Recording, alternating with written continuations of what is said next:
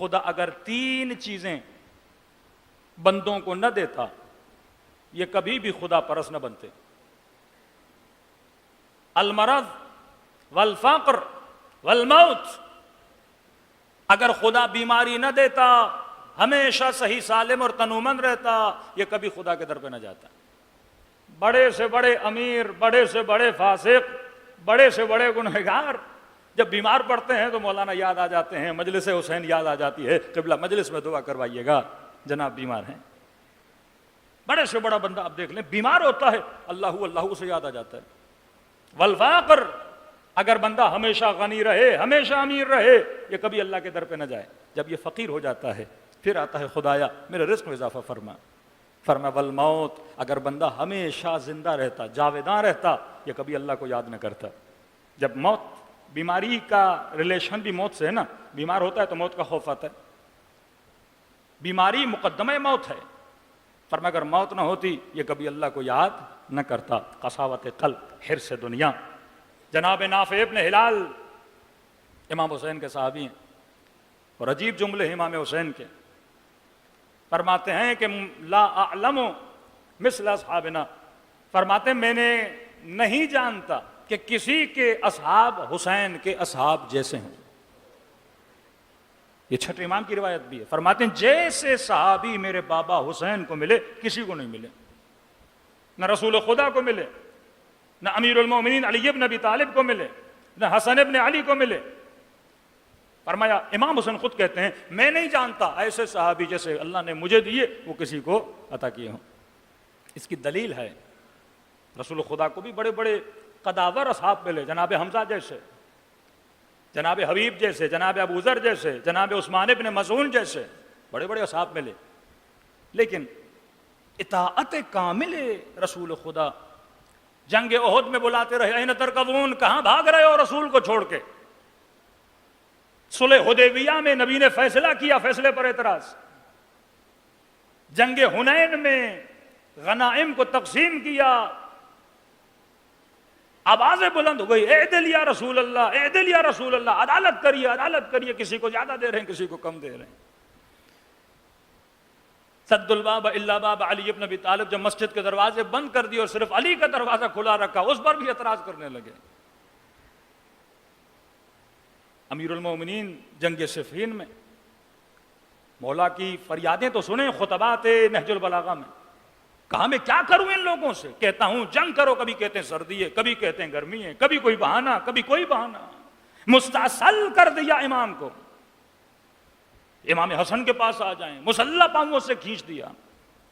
کبھی کہتے ہیں جنگ پہ چلنا ہے اور جنگ شروع ہوتی ہے تو ہزاروں درہموں کی لالچ میں صرف ایک بندہ 10,000 کا لشکر لے کے امیر شام کے پاس چلا جاتا ہے. اور یہاں امام حسین فرماتے ہیں جیسے اصحاب مجھے ملے، یعنی 100 کا 100%، ایسی اطاعت جو آپ کو کہیں نظر نہیں آتی. صبح و شام حسین کے ساتھ جیسے کہیں اطاعت امام حسین ان کے اندر موجود ہے. ہر معصوم نے رشک کیا ہے کہ کاش خدا ہمیں بھی ایسے اصحاب دیتا جیسے حسین ابن علی کو دیے ہیں. تا قیامت بندگی، تقوی، صالح بننے کے لیے اگر کسی کو معیار اور قطب بنا دیا تو امام حسین نے اپنے اصحاب کو بنا دیا. صلوات پڑھے محمد وآل محمد.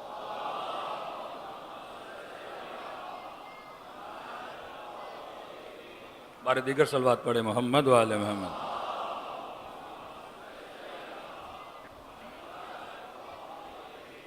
اب جناب نافع ابن ہلال امام حسین کے صحابی، یہ ایک تنومند جوان، خوبرو جوان، خوبصورت جوان تھے. شکل و صورت، بدن و ہیکل میں تنومند خوبصورت جوان. جنگی اعتبار سے ان کے اندر جو صلاحیت تھی وہ تیر اندازی کی صلاحیت تھی، یعنی بہترین تیر انداز امام حسین. اور جب خیمے لگے تھے تو ان کا خیمہ بنو ہاشم کے قریب ترین خیموں میں سے خیمہ تھا. اور منقول ہوتا ہے 6 یا 7 محرم کو یہ وہ واحد صحابی ہے جو لشکر کے حصار کو توڑ کر امام حسین کے لیے پانی بھی لاتا ہے. اور خود اس نے پانی نہیں پیا، ایک مشک امام حسین کے لیے بھر کے 6 یا 7 محرم کو ملتا ہے، امام حسین کے لیے لایا.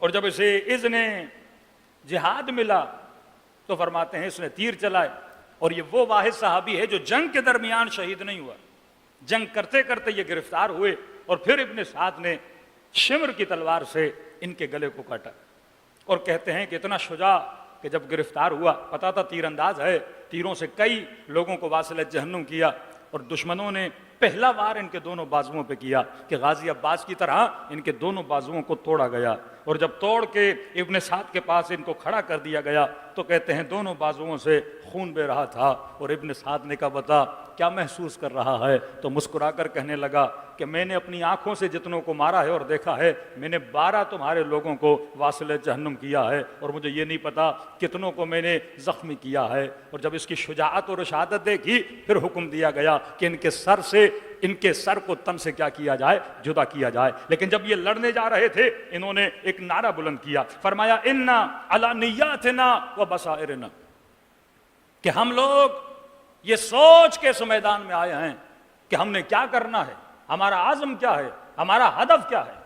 اور دوسرا کہا کہ ہم آنکھیں بند کر کے نہیں آئے، علی بصائرنا، ہم صاحبان بصیرت ہیں، ہمیں یہ پہچان ہے کہ حق کیا ہے باطل کیا ہے، اور تم لوگ جو ہمارے مقابلے میں کھڑے ہو اندھے ہو، تم صاحب بصیرت نہیں ہو، تجھے یہ علم نہیں کہ تم کس کے مقابلے میں آئے ہو، تمہارے اندر یہ بصیرت نہیں کہ تم فرزند رسول کو قتل کرنے آئے ہو۔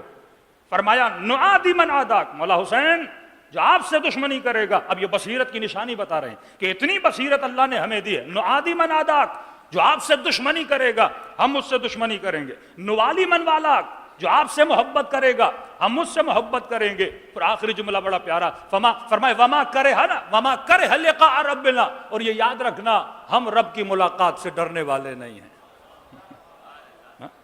فرمایا تم موت سے ڈراتے ہو، وما کرہ لقاء ربنا، کیا کرو گے؟ مار دو گے نا، مرنے سے کیا ہوگا؟